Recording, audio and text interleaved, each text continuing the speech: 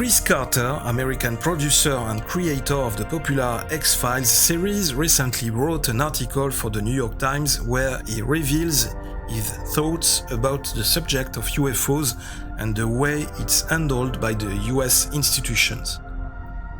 He believes that the report on UFOs discovered by American pilots not only did not clarify anything for the public, but is also likely to result in the emergence of new conspiracy theories, since some of its parts turned out to be classified.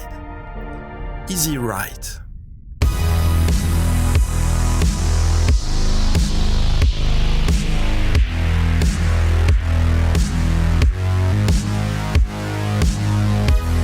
Section 51.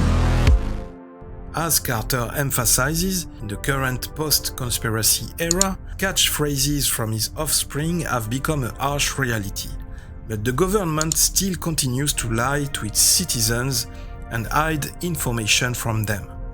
When we were working on the X-Files, preparing the first scenery for Agent Mulder's office, I came up with a poster with a picture of a UFO and the inscription "I want to believe." And, it seems to me, this phrase reflects how most people look at the question of the existence of extraterrestrial life. They are not that absolutely sure that it exists, but still they are waiting for some sign that will confirm this. The universe is simply too big for us to be alone in it.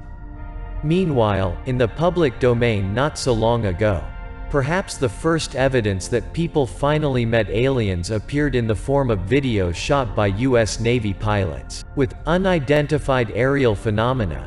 This is how it is now customary to call UFOs in America. We were promised answers, as always.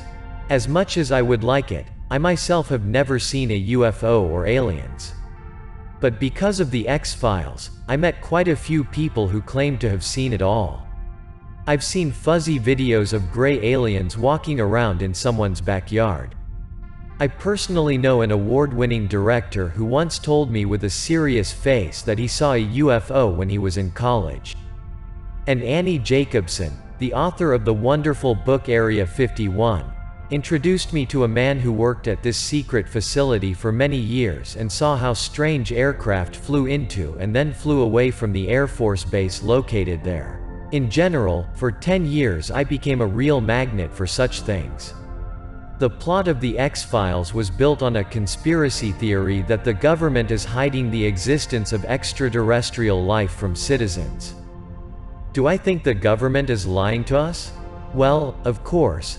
I'm from the generation of the Watergate scandal. Do I believe in conspiracy theories? Of course. For example, I am convinced that someone is attacking CIA agents and White House employees with microwave radiation. This is also called Havana Syndrome, although our government denies it. But can this new UFO report, or any other report from government officials, give us clear answers to all our questions? That's about it. I'm skeptical, as always. As Chris Carter recalls, in 1996, Harvard University psychiatrist John Mack invited him to watch a hypnosis session of a woman who claimed to have been abducted by aliens. A few years later, Carter happened to attend a conference held in the Californian city of San Mateo, dedicated to some secret program of the US government. The participants of the event believed that within the framework of this program, the US authorities, among other things, used technologies extracted from captured UFOs to create space weapons. Outwardly, these people looked like quite respectable and well-deserved professionals. Among them were even ex-officials and lawyers, but at the same time, some of them also believed that the armed forces have secret bases on the far side of the moon, where they secretly hold meetings with reptilians.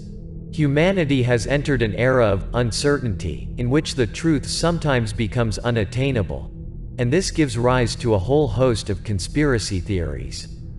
The truth is somewhere nearby. Trust no one, deny everything, the provocative signature phrases of the X-Files said. But this was in the 90s, when we still lived in a relatively common reality. Now these slogans have become the harsh reality of life. The videos shot by the pilots were not the only reason why UFOs were again in the spotlight.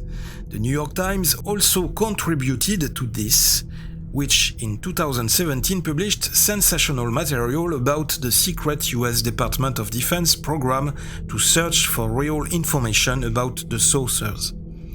All this together resulted in a new government report. After all, there are no specific conclusions about where the unidentified flying objects came from and whether they are of an extraterrestrial nature, and the fact that parts of the document were classified will only result in the emergence of new conspiracy theory. It's all very X-Files style. But besides that, it's also an occasion to ask some important questions. How did the US Department of Defense manage to keep a secret budgeted project for 10 years, the main sponsor of which in 2007 was Senator Harry Reid? Why was Mr. Reid rejected when he tried to achieve even greater levels of secrecy and asked for physical evidence of the existence of UFOs? Why, finally, did the initiative, designed to answer questions about intelligent aliens that come to us from space, receive only $22 million, which is equivalent to the cost of filming 3 episodes of the Netflix series Stranger Things?